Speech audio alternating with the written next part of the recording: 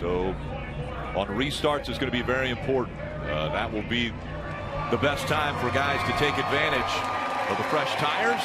The fans on their feet here, ready for the start of the round of 8 from Las Vegas. Green flags in the air.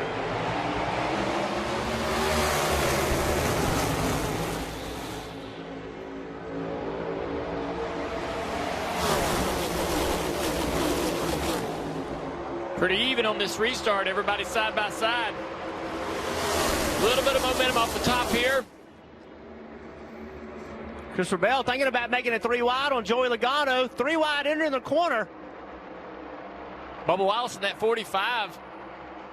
Shoots through the middle there. Almost a little contact between Blaney and Byron as they came out of 4.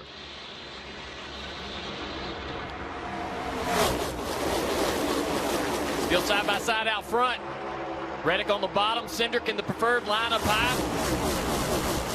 Cindric will pull down this straightaway. 8 side drafts a little bit, brings him back even into 3.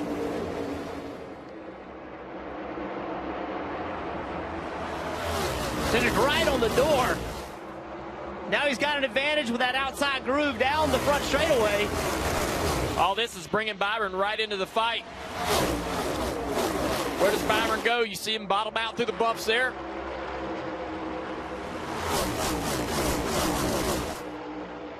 That outside line surging ahead now for Austin Cindric as Reddick now to the bottom, getting a little bit of an advantage. Can he clear Cindric? He does.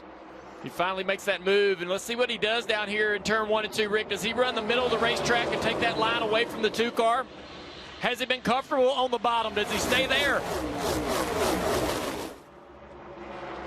Takes that line away from the 2. The 2 slides up the racetrack. Doesn't get a great corner exit in the dirty air. And now Tyler Reddick with a 5-car length advantage on lap 4 here at Vegas.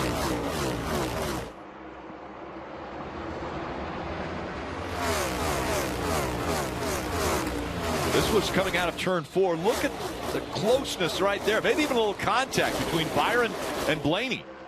I think there was just a little bit of contact. You see right here, Austin Dillon trying to get by that 21 of Harrison Burton. You can see how difficult it is on the bottom. Kyle Larson looking for some clean air, going to make it 3 wide in the middle.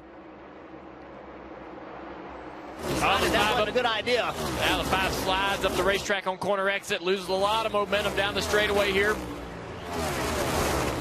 Dillon takes to the apron, trying to shorten the track. Guys, we talked a lot about the pace. This track is so fast. Well, so far in this race, they have run laps faster than what the pole speed was in March. This weekend, the track has been unreal with speed. With more speed comes more tire load in those tires.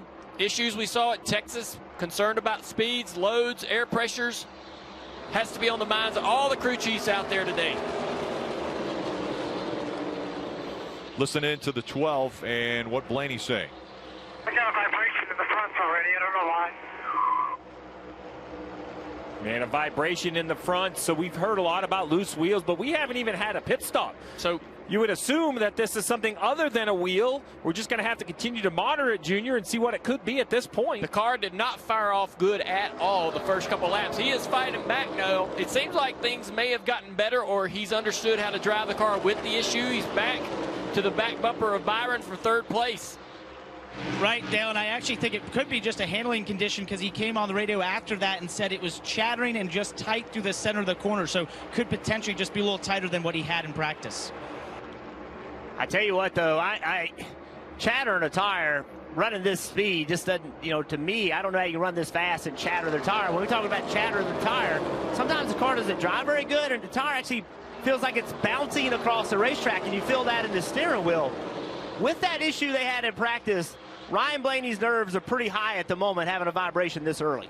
Yeah, they had a right rear tire go down, and it was right at the end of practice, but he was actually slowing down at the time, so timing was perfect. But when they got in, it had blown out the right rear tire, so that was an issue in practice that they had to take a look at. On the left side of your screen, you see the rundown currently. All of the playoff drivers have a yellow line underneath their name. You mentioned playoff drivers. Well, you see They're kind of spread through the field. We got Byron, Blaney, Logano, Bell on the left side, Elliott and Chastain back at 15th and 16th. And then a couple even farther back, Chase Briscoe back at 24th. He has lost 8 positions since the start of the race. Right behind him, going the other way, Denny Hamlin +5, kind of meeting in the middle, 10 laps into the run. Dave, how about Denny Hamlin and the run he's got to make? Of course, it's the right direction. As was mentioned, started 31st up to 25th. Then he just keyed the radio, said it was a little bit edgy, especially on the top side, but that's okay. He's making progress going forward. Marty. Chase Briscoe, as the guys mentioned, going backwards, Dave, saying the car just is way too tight, especially down the other end of the racetrack from here, turns 3 and 4. So, Steve, the magic number for tires as we continue to monitor the vibration for Ryan Blaney seems to be about lap 30. And teams will admit, Steve, they're pushing the air pressure, lowering them as far as they can go to get more speed out of the car. So when you lower the air pressure, Steve, how does that help the speed in the race car? Yeah, so it's a multitude of things. We're going to talk about this tire thing because it will be a story all day, but there are settings the teams can do to make it worse or better. Camber, how much they tip the tire in, air pressure, just how much do you inflate it. Less air in the tire is a little better for grip, and more importantly, kind of lowers the back of that car, that rear diffuser that you see on the back of the 11, the back of the 14. As it gets lower to the track, more speed. The problem is, you heard it, speed, bumps, everything that can hurt a tire. We're going to talk about this all day. 30 laps. Well, if 30 laps is the magic number, congratulations, because to split this first run, you're going to have to run 40. So there's going to be a lot of teams and drivers holding their breath here as we get closer to that lap 30 mark, Parker. Well, Steve, to continue on that story for the 12 of Ryan Blaney, as you guys mentioned, he had that right rear tire issue at the end of practice yesterday. So the team told me they made a bunch of adjustments to help that out and be more conservative. And all his feedback has been that he's very tight. He said, I'm nowhere near the front turn in this car that I had yesterday. So as a crew chief, you know the issues you're having. You have a right rear tire issue. You make the changes, and now maybe you've overstepped your bounds. How do you dial that back out? How do you know how far to go? Well, I would go too far to start, Parker, to your point. You know, if I think 3 or 4 pounds of air pressure is necessary, I'd go 5 or 6 to start the race and kind of creep back up on it. And this conversation, guys, is bigger than just playoff drivers and points. This is a big circumstance. Remember, Alex Bowman was one of those drivers that had a right rear go down at Texas. He has yet to return from concussion-like symptoms. So this is nerve-wracking for me as a crew chief because I'm so focused on the playoffs and points. But that's one of my best buddies in there behind the wheel, and I want to make sure I give him the best chance to showcase his talent.